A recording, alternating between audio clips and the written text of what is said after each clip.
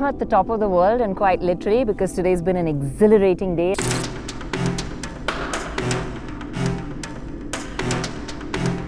You know, they talk about love at first sight, but this was love at first sound.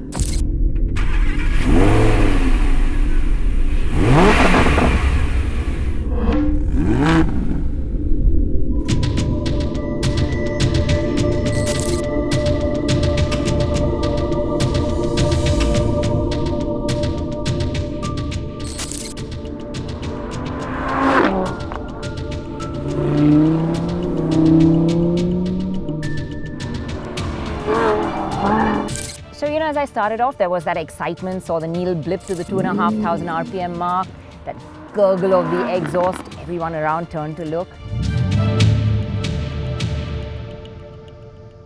Well, that was fun, but as I got driving, it got even better, because when I switched it into sport mode, there was this full-blown glory of that 10-cylinder band and all 4 pipes in total harmony. Okay, so the sound from a Huracan may be a little more raw and louder, but this 4-pipe orchestra blows a mean tune too. That guttural roar as you spin up the revs, and then that crackle of the overrun just as you lift off is just entertaining. It eggs you on. And those 610 horses under the hood, what can I say? I mean, you know, they just reel in everything that's in front of you so fast and leave everything that's behind you so far behind, so quick, that I was using the brake pedal more than the accelerator in our kind of conditions. That's because there is power from the word go, and anywhere else in the range actually, whenever you demand it. Even at power throttle, it gives you a generous serving of torque. And then, when you flatten your foot to the floor, it just spins you back into your seat with this giant wave of torque propelling you forward at lightning quick speeds. Then it feels like a giant vacuum is sucking you in. 0 to 100 comes up in just 3.2 seconds, which is very much in sports car territory. And the 200 comes up in 11.3. So before you know it, you get up to some pretty serious speeds and have to come down hard on the brakes. And it's very reassuring actually to have those brakes, because they really bring you to a grinding halt when you need to, especially when you're going quick and everything's coming so fast at you. The R8 does it in such a composed manner that if it weren't for the delicious accompanying soundtrack, you wouldn't realize how quick you were going. The needle keeps whipping up to the 8,700 RPM red line and coming down again as it sails through the gears.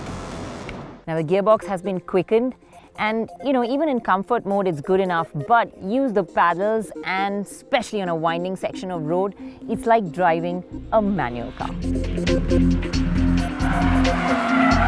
Obviously, the twisties were our choice of road, and we found a lovely empty section to give the R8 a workout.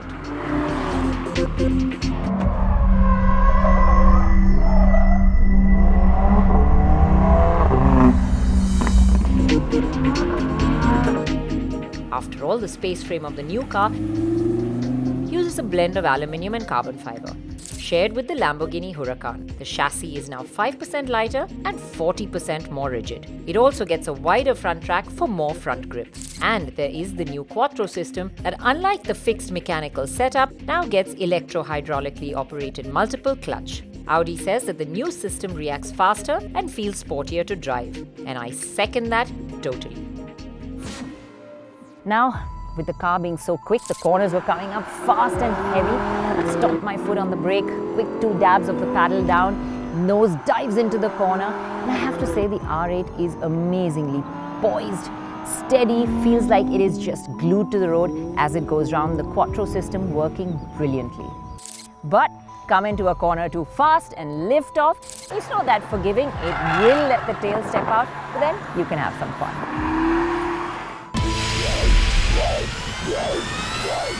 So you can have good doses of fun too. The balance is just overwhelming and reassuring, considering the pace the car has. You can't help but grin as you throw this car around a series of corners. The steering doesn't quite offer the feedback that you'd like, but it is still precise, so it's a very involving drive. It does feel every bit a sports car, and it offers that level of thrill factor too. Even the cabin makes you feel special. It's a beautifully crafted interior, just the right amount of chrome highlights, carbon fiber splashes and dashes here and there, that F1 style steering that really lets you know you're in a sports car, and of course now the MMI or the information display that's moved into your line of vision as the virtual cockpit, like Audi call it, as we've seen in the Audi TT. Then there's the aircraft throttle-like gear selector. On the left of the steering boss, there's a button for Audi's Drive Select, which offers you comfort, performance, etc. And below that, there's a button to adjust the diff for dry, wet or snowy conditions. There are also some nice touches like the specially created rubberized mat ahead of the gear lever where you're meant to place your phone, and a bottle holder stowed away under the elbow rest. The new R8 also has a fair-sized glove box. The optional racer-like seats on this car aren't really focused on driver comfort. There is no 127-way adjust and you can't recline the backrest as well. And the fore and aft control is manual. You can lift the seat up thankfully, and that is powered, but that's about it. Now the seat feels really firm. In fact, the base feels like almost sitting on a school bench. It's that hard. But I like the firmness in the backrest because when you're getting pinned to the back of your seat with all that torque, it really holds you in well. And the stiffness of that seat base just accentuates the stiffness of the suspension when it comes to ride quality. Well, I think the Indian roads are just too much for this sports car to deal with, even in comfort mode. At low speeds, you can feel every pimple, dimple and ripple on the road surface. The R8 thuds through potholes and hops up and down on smaller ridges as well.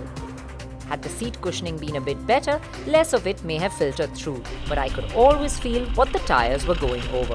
What the R8 managed quite well though was to go over the speed breakers, even the larger ones.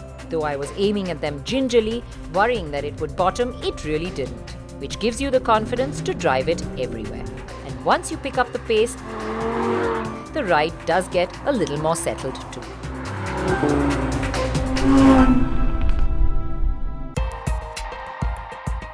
With the sun setting, it was time to wind down, but I really had to tear my hands away from the steering wheel. And when I did get out, I finally got a good look at the car. So I noticed the few changes that there are. It's a sharper front end with the sculpted headlights and a more integrated single-frame grille with the gaping air intakes. The rear too has been tweaked with its new trapezoidal tailpipes, and whichever angle you look at it, the R8 is stunning and a sure shot head-turner. Yes, it is a little stiff-kneed over the Indian roads and ride is not its strength, but that's not top on the list of priorities when you're looking at a two-seater sports car. As a sports car, this does tick off all the right boxes. Now this Audi R8 V10 Plus is lighter, it's stiffer, it's faster. It's really got everything going for it. It's a stylish, sassy looking sports car. It's got a good level of interiors, power, loads of it on tap. It's lightningly quick. Of course, there's all that oral drama as well, so it's exciting. As a sports car, it does everything it's meant to. It has got soul. I mean, it just involves you so much when you drive it. Well, apart from all that, let's just say that it is priced much better than the likes of the similarly powered Huracan. So what's not to love about this car? I don't see any reason why you shouldn't buy one.